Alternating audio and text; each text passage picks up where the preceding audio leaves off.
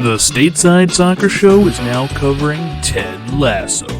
If that's a joke, I love it. If not, I cannot wait to unpack that with you. That's no joke. The Stateside Soccer Show now presents Believe Cast. We aren't talking about faith or ghosts. Do you believe in ghosts, Ted? I do. But more importantly, I think they need to believe in themselves. We are talking Ted Lasso episode recaps. So sit back, get ready for us to discuss all the tea. You know, I always figured that tea was just going to taste like hot brown water. And you know what? I was right. Yeah, it's horrible.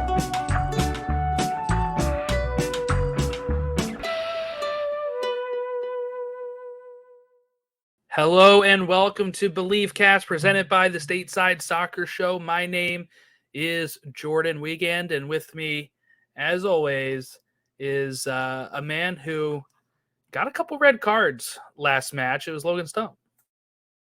Jordan, I'd like to not go by the name of Logan anymore. I have yet to come up with a name, but I'm coming up with the name. I'm going with Zava's advice in this episode to take a different name. So. Van Dam, is that what you want to go by? No, I'm thinking more of like Van Dyke, like Virgil. Okay. Yeah.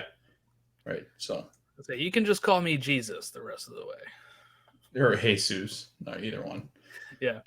Well, it's Easter week, so I was thinking, kind of go in there. That's true. You could call me Bad Bunny.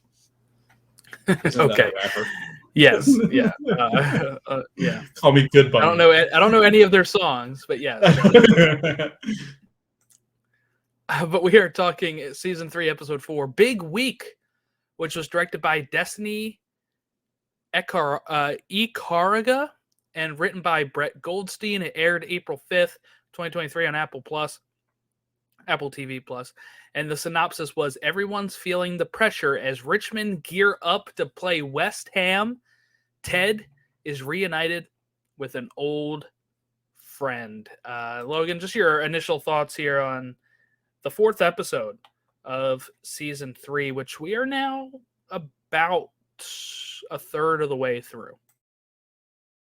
Yeah, I really enjoyed this episode. I thought it presented a lot of interesting pieces. We talked about Nate not necessarily getting a lot of screen time lately. So this was a really good episode to get some more Nate and I think kind of catch up on his story. And I think they do a really nice job of like piecing stories side by side and kind of placing them together so that it's like this montage of different things that are happening. And it's all happening within the same area or scene. It's all the characters, and we're kind of getting caught up on what exactly the characters are doing. So I thought that this was another great episode. I really enjoyed this and a lot of different like plot points that are going forward and should kind of have an impact on this next episode, because I've seen the title of the next episode and the description of the next episode. And I'm like, we'll talk about that. We're going to talk about that before we head out today. Yeah. We're going to talk about that synopsis, because I do think it is a pretty big sign from where we're going after this episode anyway. But yeah, so, part of their deal here, right, of Jamie and Roy is to wake up at 4 a.m. We heard that at the end of the last episode, and Jamie kind of didn't take him seriously. He's like, oh my God, you're serious, right? You're waking me up at 4 a.m. And Jamie, by the way, answers the door with no bottoms on. Could you do okay here? I guess side tangent here. I know people can do it. I know people love it. I cannot sleep in the nude. I have to have clothes on. Yeah, no, I agree. I don't see where people can. I've tried it, and it's rough for me to even go without a shirt on. It has to be really hot for me to take my shirt off. Yes. Yeah, no. Even like around the house, like growing up, my brother always had like just gym shorts on and never had a shirt on. And I'm like, I could never do that in a million years. Even if I was ripped, I feel like I'd have to have a shirt. I feel weird without a shirt on, unless I'm at the pool. Yeah, I know. Like, I wish I had a body like Hemsworth's, but right. You don't? I thought I still could not, even with that. I don't know if I could just sit, because I have my air on. I'm not gonna be like cold. You know, I'm gonna wear a t-shirt, some sweats, or some gym shorts. I also don't understand when people say like, if I don't have to leave the house, I'm walking around nude or walking around in just my underwear. I can't do that either. I have to be fully clothed. I even wear socks. Like I cannot be. Yep.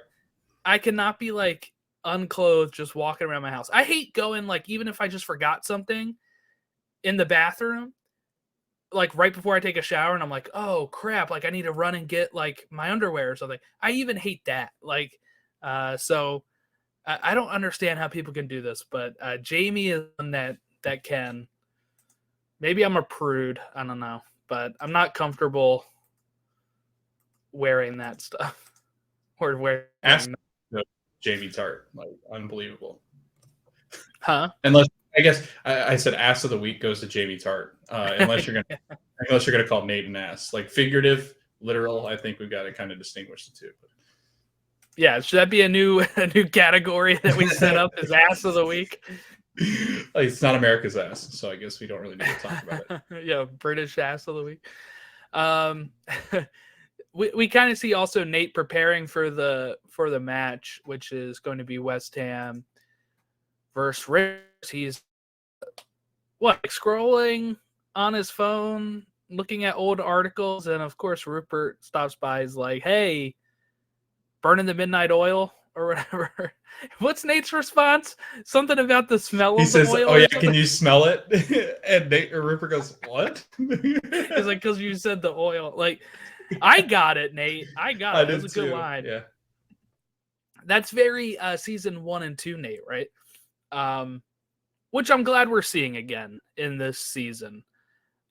I thought, with the dumb line thing, they were going to probably put him a little over the top as a villain, but it seems like this if we just talk about Nate, is like humanizing Nate, right? Like there's so many times where he looks at Ted and you could tell he wants to say something to Ted. He even gets close to it on the elevator, right? Until it opens up and Rupert's there. And you could tell he wants to say something, apologize for the way he left. And he just can't get it out. And even when he sees like Ted talking to Trent Krim, he's about to go see him, but then what? Somebody stops him, right? I think it's Rupert again there. Or press or something stopping him. His assistant grabs him, Rupert's assistant. And what I also liked is seeing Nate, if we're just going to talk about Nate real quick, like just let's talk about that arc that he's in this episode. He's so close to, saying what he needs to say. Even when he's by himself, Logan, and he's playing with those miniatures, right? And he knocks Ted over. He feels bad. He makes him right side up again. When he's hanging out with Rupert and he sees Rupert getting a little too comfy with his secretary, he has a look like, that's not right, And I think we're on the path. I think we're on the path for Nate's redemption. I think we get hints of it in this episode.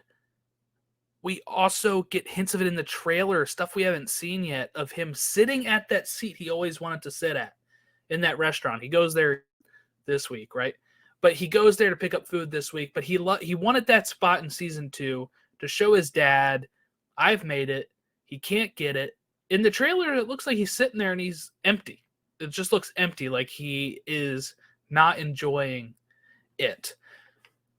And I do want to say before we kind of move off of Nate as well, is just even he, shuns Ted from the handshake, he doesn't realize he did, right?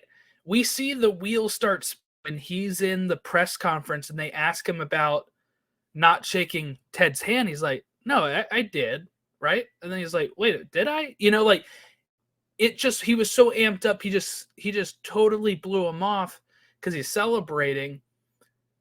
And then he's realizing like, oh crap, I probably should have done that. I thought I did it. Like, you could just tell he's getting real caught up in his emotions right now. And I don't know. What's your thoughts on Nate this episode? Yeah, I thought right away too. I did want to bring up one point I didn't really like. Why is Nate wearing a West Ham kit? Like, I just don't picture managers in the Premier League wearing the. Is team's he wearing a kit. kit? Yeah, he's wearing a kit because it's got the no Where? racism allowed. Like when he's playing with little miniatures. If you go to that scene, he's got the West Ham kit on. Well, so I mean, look, wouldn't you? I would, yeah. If but you I'm manage not the Pep team- Guardiola. And you know what, though? He's also, Yeah. Logan, you got to forgive him. He's a former kit man. That's true. All right, he's got to rock the kit. He's got probably all of them. My mistake. But no, I think the character arc in this one, you can see old remnants of the old Nate season 1 and 2. And my wife goes, I just don't want to like him. Like they keep trying to make us like him, and I don't want to like him. And I was like, yeah, I'm in the same boat. Like I don't want to like him. And this episode, we really get fuel to the fire or to the flame that was, because it shows some scenes of what Nate has done, and we all know what Nate has done. Like he was the one that's gone in and pretty much destroyed the whole club and tried to destroy Richmond as he's leaving. So I don't know. I want to get back to like season 1 Nate because I thought he was great, but he's such a jerk to Ted. Like he's got a lot of ground to cover, I guess, in making up with Ted. But I think honestly, I mean, look at this season or look at this episode. There's a lot more people out there that dislike Nate besides Ted. Like Ted's like, I think, lower on the list of people that dislike Nate. Well, yeah, that's what I was going to say. I don't think he has that much room to make up with Ted. I think Ted tries to have a conversation with him in the elevator as if nothing has happened, as if nothing has happened at all. Because he is proud of Nate. I do think he is proud of Nate in the sense of, this. Look, Ted did take a lot of credit of that. It's not like he took credit, but like when they were doing well and they're doing stuff, people are asking Ted, how did you get them to do this? How did it turn around? Whose idea was it? And then he would always be like, it's Nate. Nate was the one that did it. We talked about it in season 1. Recaps, right? When Trent Krim is following them around in like the 3rd episode, and they do like the dummy play for Jamie and go to Sam, and that was Nate's play. And Ted is always immediately like, that's all Nate. And I think what makes Nate frustrated is that he felt slighted for some reason. And Ted is just so unabashedly kind about it all the time and always giving him grace. That's like, I can kind of get it in the sense of on Nate's end, right? Where it might be, I'm angry at you and I can't even be angry at you because you're so damn nice. You're so damn likable. I can't even be mad at you. And I think that makes him even more upset. He's like, I just want to, like, he needs an outlet. And for whatever reason, he's starting to realize it's not Ted's fault. Right. And I think that's a big step in this episode is it's not Ted's fault. I think we end the episode with him still thinking that. It's not like we see him have like a change of heart in this to be negative against them. So I think what you'll see is Nate in front of Rupert and in front of the cameras still be very anti-Richmond, but I think it's going to eat at him. And I think it might eat at him at a point until he finally has to have that talk with Ted. And I think that's what we're building towards this whole season is this. We had the confrontation, right? This episode. And it was very anticlimactic in the sense of what fans wanted. I think fans wanted, I kept reading on Twitter and on Reddit that they want Ted to be upset with Nate. They want him to. Why didn't that video make him upset? Well, Logan, Ted already knew that it was Nate. I mean, Nate leaves it on his desk, right? And I think it's not the first time that Ted saw that video because his question is, who showed you this? Like, who brought the video? I think Ted already knew all about this, obviously, and it's a sore spot for Ted, but he understands he can't be angry at it. Like, Ted sees the good in people. He's like the person you want to be. He knows Nate's hurting on some sort of level. He's seen, I can't remember, but did he see how his dad was with Nate? I can't recall. I think They talk about it or something. I think they allude to it, like, but I think honestly, I think Ted just knows. Like, I think Ted just knows that for Nate's life, he's always been underappreciated, and I think he gets that from the very first moment we see with Ted and Nate when he goes, "What's your name?" And he goes, "Me, my name, like, yeah, me." And I think, or when he says, "Hey, Nate," and he's like, yeah. He's me? like, what? And he's like, yeah, until we have another name. Like, yeah. So I think you're right. I think Ted sees that. Yeah. And I'm glad Ted was not angry with Nate. Like, I like when Ted keeps his level, right? Like, I like keeps his level-headedness.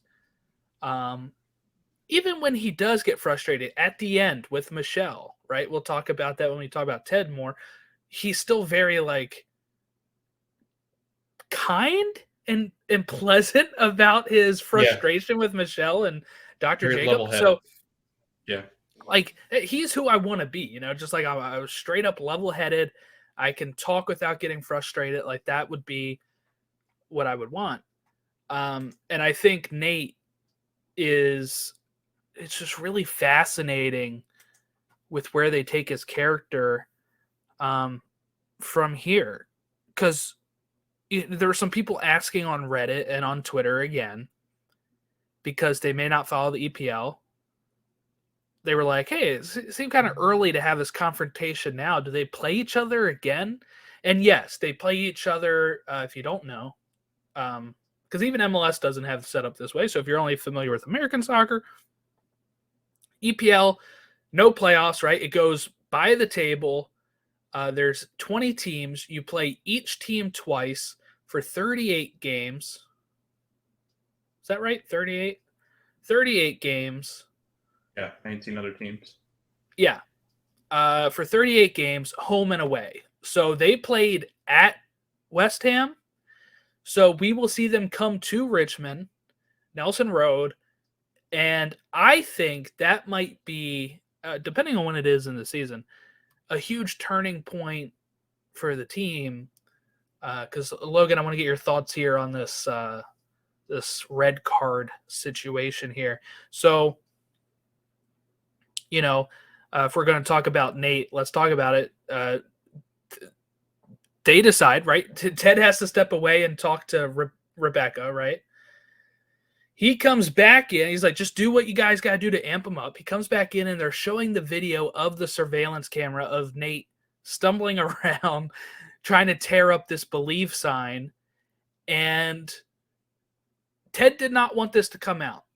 And, you know, Roy and Beard are like, this is what the team needs to see to get them fired up. Because, you know, they were playing the first half pretty well, just couldn't convert chances and give up like 2 chances. And of course, West Ham finish them. And they're like, all right, we got to turn this around. We're down 2. We're going into second half. Let's get them fired up. They get a little too fired up, Logan. They go out there and get 3 red cards. Right away, Bumbercatch just goes right into somebody. And I also want to, like, my roller coaster of emotions was like, I think Ted's right. They shouldn't see this. And then when they come out and they're like staring Nate down, I'm like, oh, hell yeah, this is going to be good. And then just the deflation of immediate red card. I'm like, oh, that probably makes sense, honestly. Yeah, and it's so realistic to sports too. Like I've played in enough games where stuff like this does happen. Like when you go in and maybe there's like a scuffle or something after a rebound in basketball, or there's the heavy slide in baseball, and you take out a player, and your initial reaction is to go 0 to 60 as fast as you can to try to attack the other team. And a lot of times it does backfire because you get so worked up in that moment. And I've been in multiple locker rooms at the halftime where that conversation is had where, yeah, you guys think it's great. You guys think it's fun to go out there and just absolutely, get physical and kind of bash in the team and show them who's boss and stuff.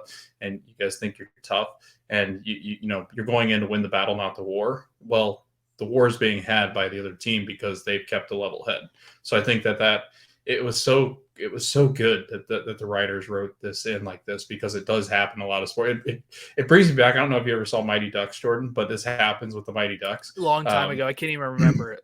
Yeah. So like there's this scene in the Mighty Ducks where they're playing Iceland, and Iceland is this big physical team. It's the second Mighty Duck movie, and they go out and they just start absolutely just bashing in. They like got the guy with the lasso, and he goes and he ropes it around a player. But it reminds me of that whole thing of like, yeah, it's fun. We're beating up these goons, these people that hurt us, but are we actually doing anything besides losing? And I think 3 red cards. So those guys have to miss the next match or 2 if they deemed it to be egregious. So yeah, so it'll be pretty interesting to kind of see where the team heads from here into next week's episode. Yeah, that'll be interesting for sure. I like how also like Beard and Roy were like, just like lay into us. We messed up, and then Ted doesn't do it still, and they're like, come on, just yell at us. Please yell at us. Come on. Yeah. But yeah, so there's some real interesting stuff going on with the team that we'll think about it even more on how this affects them going forward when we read that synopsis, because I really want to do some theory thinking before we do that. Okay, I guess anything else about Nate specifically before we maybe focus on Ted and his ex-wife and maybe the Rebecca side and Keely side of things, because Keely and Rebecca are kind of paired up again here, and they have a pretty interesting storyline with Keely's investor. I think Nate's going to end up with the girl that's the host at the Taste of Athens, which is the restaurant that he goes to. Like, it's a really weird vibe now. Like, I think she starts to see like how confident he's kind of getting, and then once the manager notices him, it's like, oh wow, now I notice him because he's this big person. Like, maybe they end up together and it's kind of a rotten relationship, but I kind of got it's kind of strange too. But I feel like I got that vibe even in season 2 when she's like, acting like she doesn't know who he is, or actually doesn't know who he is. I don't know if it's the way the actress is playing it, but she's get this wry smile every time she interacts with him that I'm like, I don't know if I can. Like, does she know that this is winding Nate up by not knowing who he is? Or does she really not? Is she and doesn't know? It's tough to tell by the way this actress plays it, and it's frustrated me a bit. Not anything negative against the actress, but just like, I don't know how I'm supposed to read it. I don't know if I'm supposed to read in this that she is becoming attracted to him, or is she just having fun messing with him. Like, I can't tell what I'm supposed to get from this. I love what the manager says. Don't you know who this is? And then he calls him something completely different. And a wrong name it's actually Nate Shelley. He's like, oh yeah, Nate Shelley. That's what I meant. The owner or the manager of West Ham. And then he goes, and you don't have to charge him. He should never pay a dime in here, except for liquor. I have to charge you for liquor. And he goes, so you don't have to charge you for liquor. Nate goes, well, I wouldn't think there would be. It's 12:30 in the afternoon.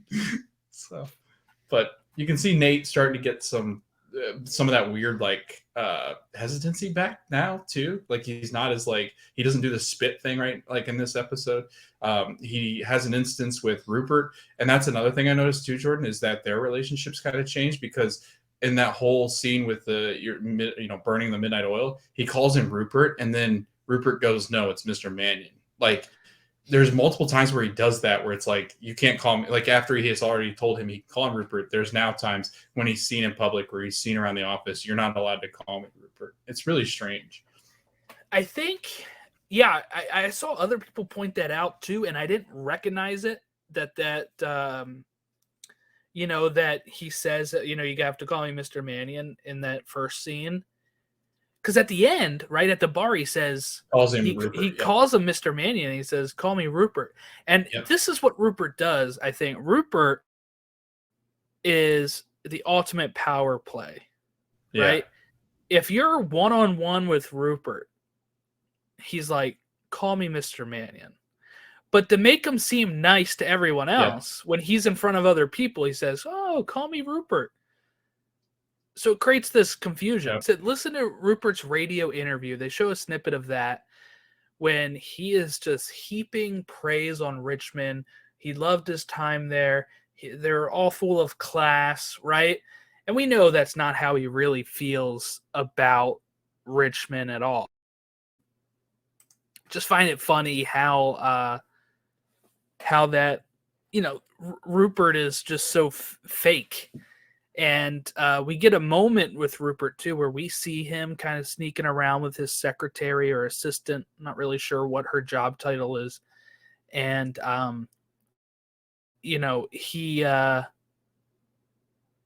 Rebecca spots it. And I'm glad she does this, by the way. She feels bad for Bex. They have a kid. Rupert is who he is, right? And she has a one-on-one with Rupert right after she says bye to Bex, and she says, like, stop cheating on your wife. Your child and Bex deserve better than that. Like, stop being an asshole. It's pretty much what she says. And it was nice to see Rebecca kind of stick up for another Rebecca that she didn't care for originally. And now she's kind of gotten to know her. She understands that it's not really Beck's fault, right? Like, Rupert is who Rupert is. She knows that. She talked about it when Zava was there, right? Oh, he makes you feel like the center of the earth until he gets you to say yes. And then it's, again, that's a power play by Rupert of, I'm going to make you feel important. And then as soon as I have you, I can kind of do whatever I want with you. And just such an asshole. I would say that's a big move by a lot of people in power. I mean, I feel like I can run up and down the list of people of power that will make you feel like you're the most important person until you're not anymore. And I think, there's a lot of leaders out there that I think kind of it speaks to that idea where they're just so involved with themselves. All they care about is themselves. They'll ask you how you're doing, but not actually listen. So it's kind of that idea, right? It's that, ask people what's good, what's happening, how are you doing? And then it goes on deaf ears because they don't actually care. They just try to make it look like they are. And that's what Rupert does. Rupert's very good at that. So.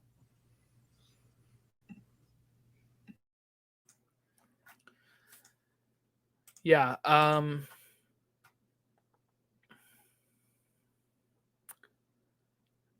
Okay.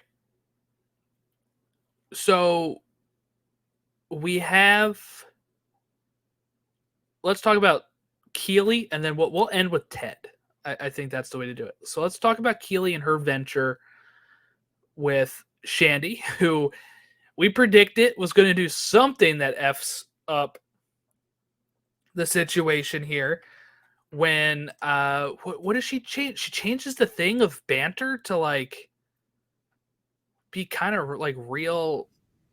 Yeah, it's kind of like you're sleeping with. Yeah, it's like sleep with people. Oh, like kind of thing. Like, yeah, and it's like they're doing this thing with like the footballers, right? Of like some promotion where some of them might be on banter and you might be able to somehow hook up with them. And yeah, Shandy makes this awful decision without consulting Keely, and right in front of Jack, who is like the head person of the firm that is paying and funding Keely's venture. And in front of Jack, she has to be like, change it back. This is not what the company is supposed to be like. And I actually think Jack liked that. I don't think that was embarrassing. I think Jack liked her putting Shandy in her place. What was your thoughts there? Yeah, I think she liked it. just because I think the whole time she's kind of eyeing up Keely as like, because the first interaction they have, Keely makes the mistake. Keely's very bubbly and very outgoing, so she probably comes on strong for people, and Jack seems to be a lot more reserved. She doesn't seem to be as bubbly, and so when things kind of happen and Rebecca kind of takes over, because Rebecca, I think, senses that Jack is I think Rebecca is very good at dealing with people. She's been in this kind of leadership role for so long and has kind of mentored Keely, and I think she senses that awkwardness of like, oh, this isn't going well because Keely's like, oh, I thought you were a dude, basically. And it doesn't start out well, and then it's kind of off to a shaky start. I did see a lot of people thinking, though, that like as that episode goes on, that Jack has like eyes for Keely, which is interesting. I think so too. You think so? I got the vibe. And here's something too I want to point out is the actress Jodie Balfour, who plays Jack, is queer, and she is a woman. So if they do want to increase some of the diversity in the show, we just got Colin, right? I could see that. Now, it doesn't mean that Keely will reciprocate, but I could see Jack maybe making a move and maybe Keely having to shoot her down, or maybe Keely notices something different about herself, and realizes that maybe she is bisexual. I think that's a possibility. Yeah, I think too, because she's kind of in that limbo of like, which one does she want? Does she want Jamie or Roy? I think she's kind of also in this where it could be somebody else too. And so like that's why I think it would be interesting too, because I mean we're only 4 episodes in. Like if she does start dating Jack, but that would be weird, wouldn't it? Like I guess she's her boss in a way, like technically. So like I don't know. Like that's where I kind of saw it as weird. Like if the show kind of went that direction, because she would be such higher up than Keely. That I feel like that would be kind of a weird dynamic, but also bosses. It'd be like the person that's funding it, which is investors, which is still not great. Yeah, but I mean, I guess Keely, hell, she dated Jamie and Roy and kind of worked for Richmond too. So I guess it doesn't really matter. I don't know where we're headed with Ted. I really don't know. I have no clue. So I guess we can get to that when we get to it. But yeah, but. Yeah, I thought Jodie Balfour played Jack pretty well. You're thinking Jack Danvers. We're gonna see some sort of like older guy, right? And it turns out to be this like younger woman, and kind of throws Keely for a loop there.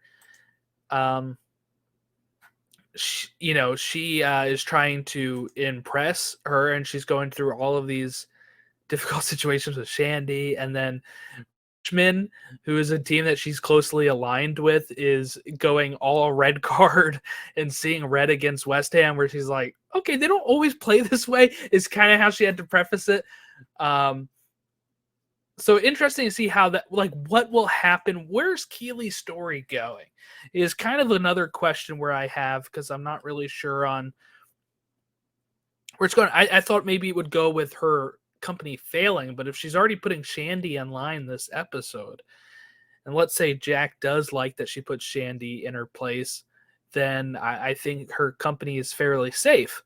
But I was thinking it was going to go the other way. So that's kind of the big question, right?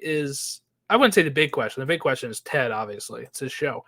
But for Keely, it's like the big question is, does her company work, or will she have to like kind of come crawling back to Richmond and Rebecca? Yeah, I mean, I feel it works. I feel this was a big step for Keely in the process, but I think she has a lot to learn still, obviously. So she's still not got a good vibe around the office there that she works in, which is I think a true testament, or I guess it's a true reflection of like she's so used to working in Richmond, where Ted has created this culture of just absolute positivity and no negativity, and everybody having a vision and a perspective on life. And I don't know, Ted is such a good culture, a winning culture, and Keely's trying to kind of mirror that, but I think she's having a harder time because she doesn't understand how Ted has done it. But I think she's starting to kind of figure out kind of her own path, and I think she's becoming a leader And she's also then trying to model it after Rebecca. And Rebecca's now really kind of let Ted flourish. And really her leadership is why Ted is where he is, because she's got so much damn confidence in him that even after, season 1, she's like, hey, we're going to beat some of the best teams and we're going to get back to this Premier League and then we're going to beat them. So, and she buys into it. She buys into Ted. She could easily have fired Ted after the first year, but doesn't. So I think Keely's learning. Yeah, I think obviously storybook wise, everyone's thinking they win the whole thing, right? Because Ted said that at the end of season 1. I don't think that's realistic. I don't think that's going to happen. Especially if they have 3 players on red cards for the next week or 3. Because they could get 3 game bans, obviously, because it was unprovoked. All of this stuff was very unprovoked compared to maybe somebody actually trying to get the ball. Some of these things were very clearly, I am going to purposely hurt you because of what Nate did. So I could see 3 game bans for them. And, the synopsis here for the next episode kind of hints that the team is kind of in a tailspin. So let's go with Ted, right? I think that's the next big story. We talked about all the other big stories that have happened in this episode. Is Beard and Roy didn't really have too much to do in this episode other than trying to overcome Nate's false 9 and then the tape.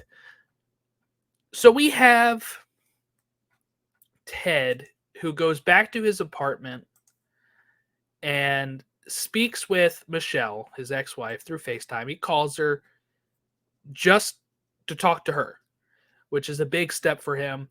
And he says, hey, I'm going to be honest. I kind of don't like that you're hanging out with Dr. Jacob.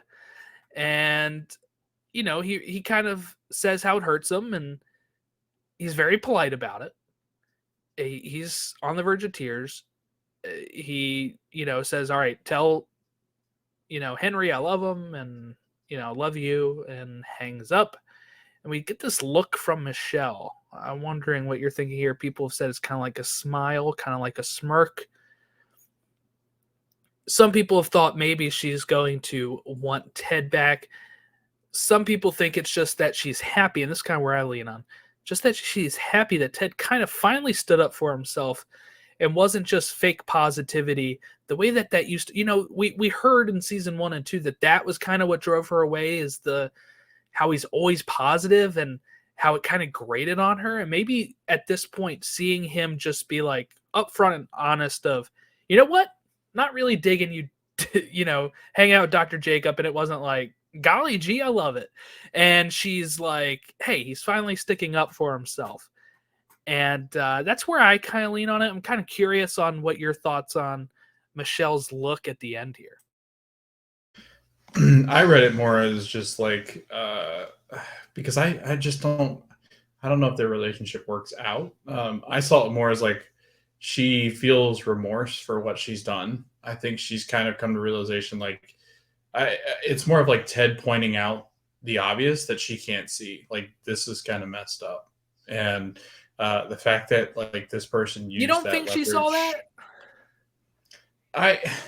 Like the way that she like winced when Dr. Jacob answered the phone. Yeah, but I Ted, think like I feel like but I felt like it was. Yeah, but I feel like it was more of when you get caught as a kid and you're like, oh shoot, oh shoot, oh shoot.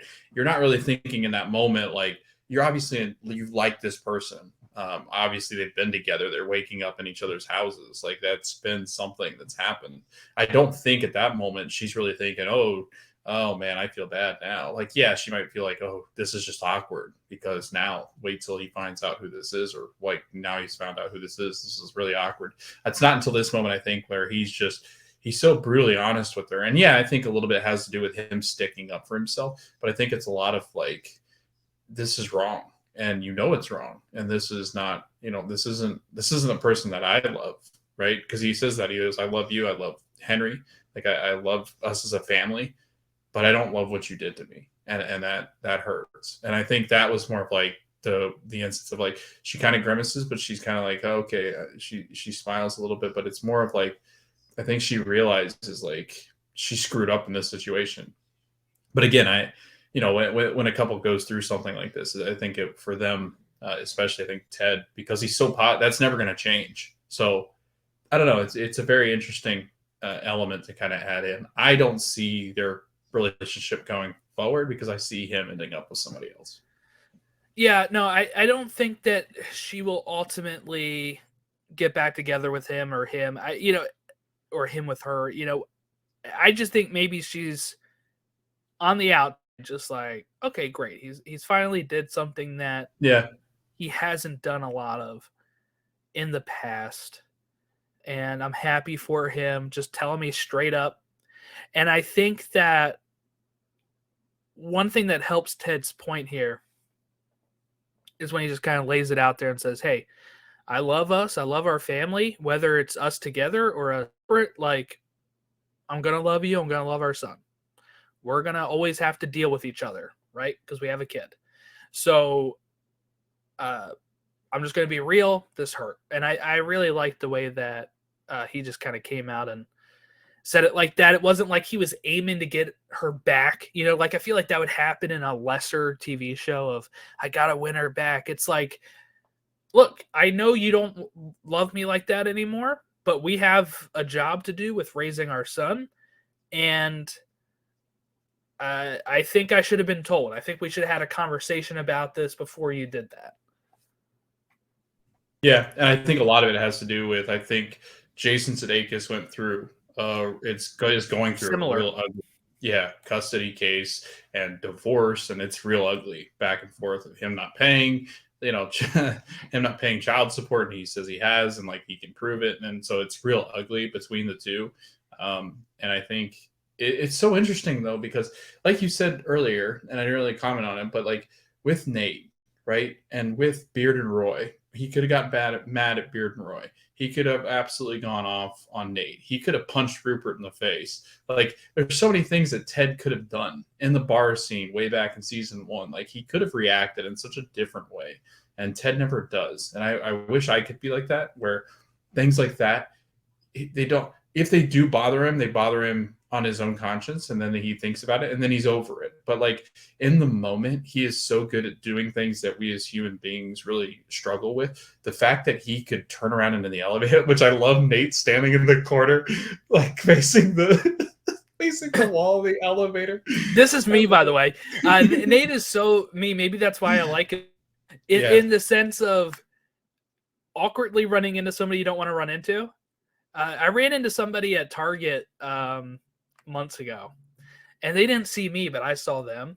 I kind of walk out of the bathroom, and I'm like, hey, that guy looks familiar. And then I'm like, oh, yeah, that's like my friend's husband. And it was somebody that like I hadn't talked to in a while, and I just didn't have the social capacity to deal with a conversation at that point. So I like instantly like was like, oh, crap, that's who it is. Duck and weave, and I got out of there. And when you're in an elevator, you can't get out of there. So, he's all the way at the back. He's turned to face the other way. And I like when Ted says something to him. He's like in the corner looking at something else, and he had to look over like, oh, yeah, hey, Ted. Like he didn't know Ted was there, but he knew. Yeah, because Ted gets on the elevator and he goes, who are you guys rooting for? And they all have West Ham stuff on them. And he goes, oh, it makes sense, I guess. And then Ashley knew right away. And I was like, I mean, I should have known because the press picture, like, this is clearly where it took place. But I wasn't really thinking this was the scene. But Ashley's like, you can see Nate, like, in that back corner. I was like, really? I was like, I guess you can. And then all of a sudden it happens. And just that aspect. But this whole episode, I think, it's interesting because Ted has so much time to do different things. And then, I love his interactions with Rebecca. Like, there's a scene before they head over to West Ham the night before, and it's when Ted's going through and he's texting his ex-wife, and he's going through the phone, and he looks at Nate's text messages, then he goes to Dr. Jacobs' text messages, and it's like this whole culminate. But then Rebecca comes in, and she's talking to him, and like, I really want this win. And Ted, like you said, in a lesser TV show, Ted's like, oh yeah, we get him, boss. Like, we'll crush him. We're going to go out there. But he kind of gives her like this isn't, you've already won. Like, Rebecca, you won. Like, you've gotten rid of Rupert, and that's what you should be happy. This shouldn't matter to you anymore, kind of thing. And he doesn't really say it in that way, but he kind of gives her like we'll have a good night, boss. Like, not really saying anything particular about the game, but like just encouraging her. Like, you don't have to keep living in the shadow of Rupert, but you continue to do so.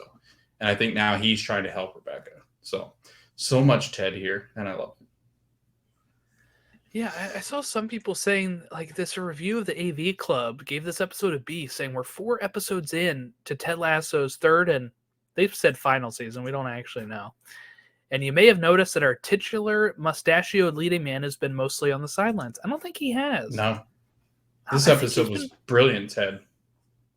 Yeah, I think he's mainly been he's been in the focus. I mean, maybe I don't know. I feel like we've seen a lot of, you know what I will applaud though? I will applaud Ted sticking up for himself, telling Michelle, and guess who he did not get that advice from?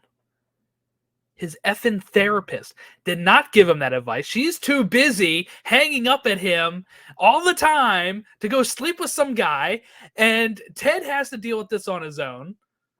I'm just happy for Ted. Dr. Sharon or whatever has not been helping him at all this season. She helped him last season. This season, I don't know if they couldn't get her back, that they're like, we have 2 Zooms for you.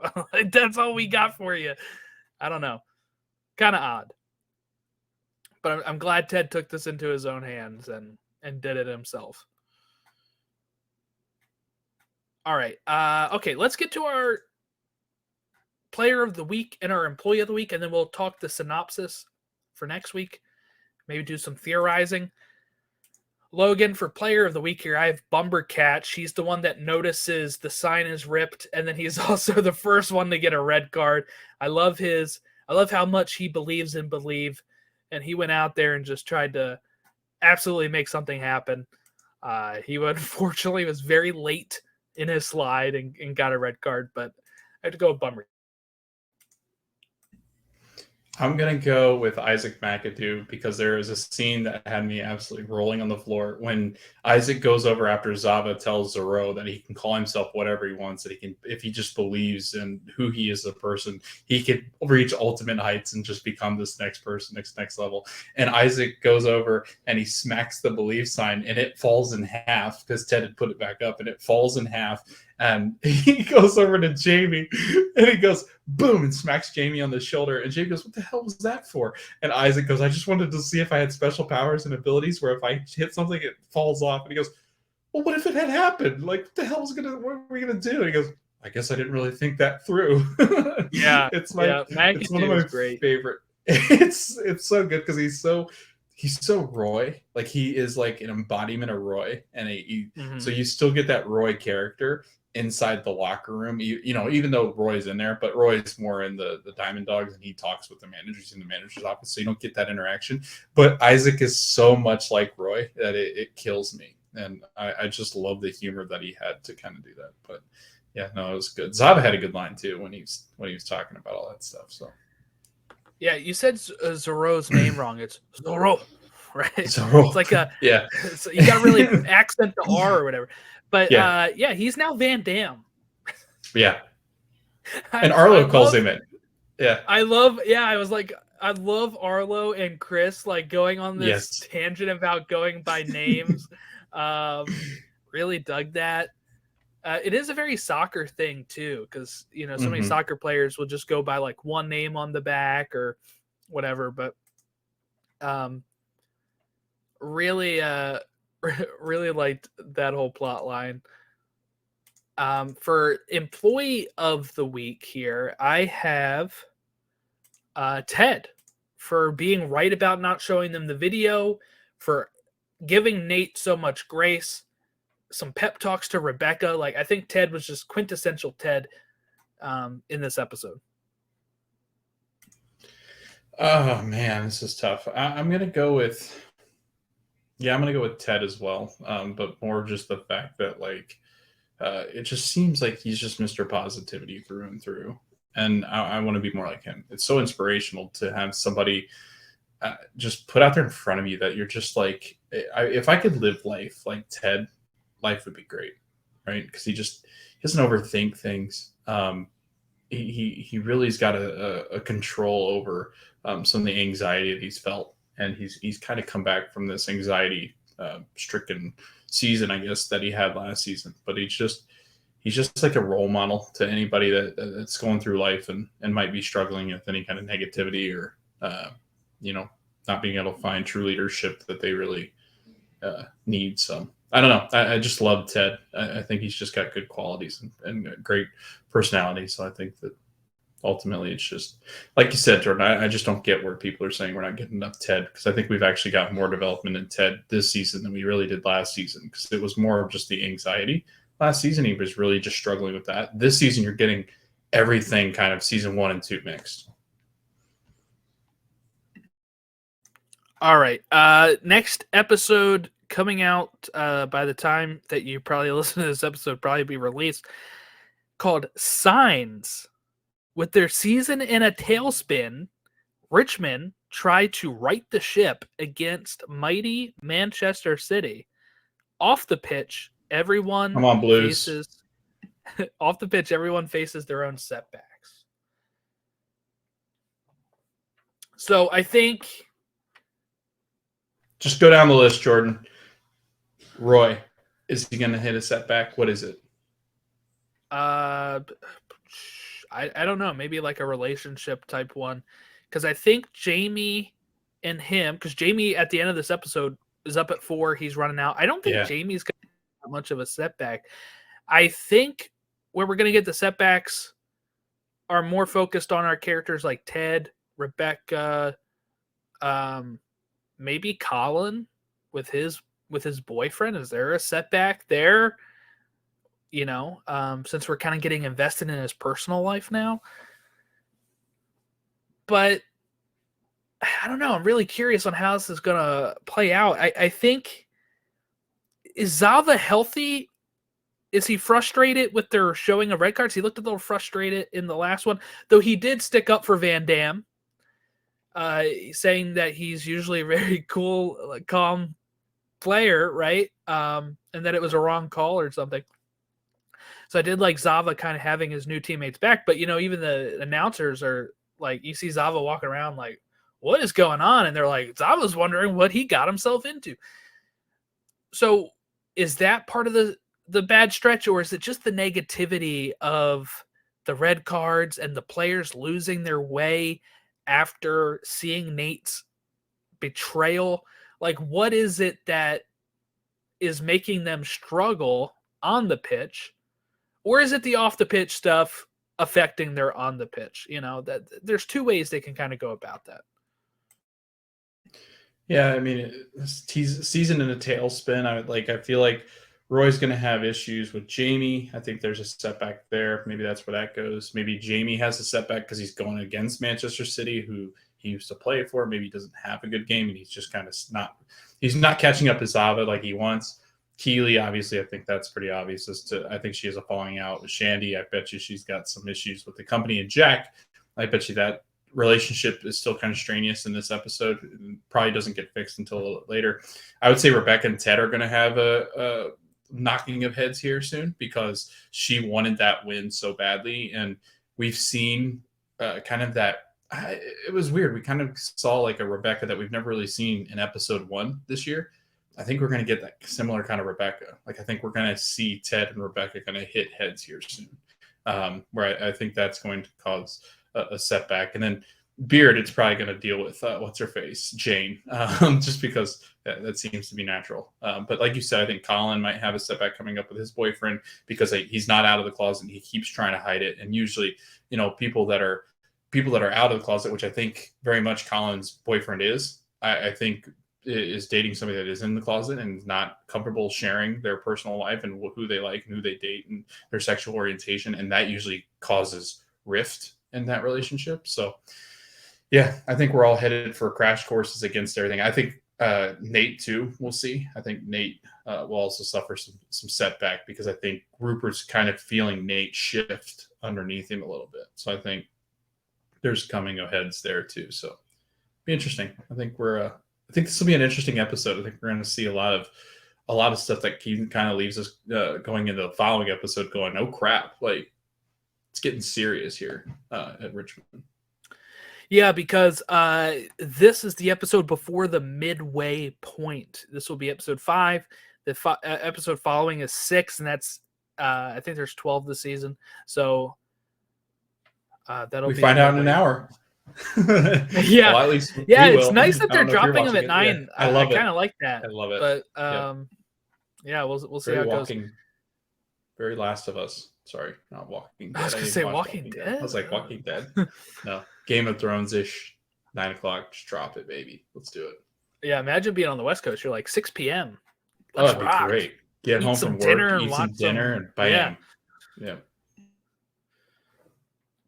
All right. Well, if you want to give us any sort of feedback, you can reach us at Stateside Show on Twitter, Instagram, Facebook, or you can also reach us at believe_cast on Twitter. You can email us Ted Lasso feedback, tedlassorewatch@gmail.com. Thank you all for watching or listening. Have a great rest of your week, and we'll catch you next time when we talk signs.